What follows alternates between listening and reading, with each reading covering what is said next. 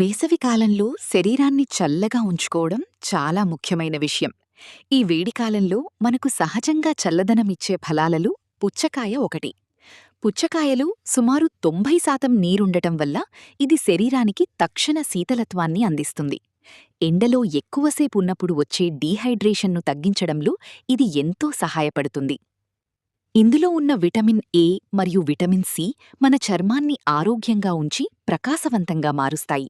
అలాగే లైకోపీన్ అనే పోషకం గుండె ఆరోగ్యాన్ని మెరుగుపరచడంలో ముఖ్య పాత్ర పోషిస్తుంది. వేసవిలో చెమటలు ఎక్కువగా పట్టడం వల్ల శరీరంలో నీరు మరియు ఖనిజాలు తగ్గిపోతాయి. పుచ్చకాయ తినడం ద్వారా ఈ లోపాలను సులభంగా పూరించవచ్చు.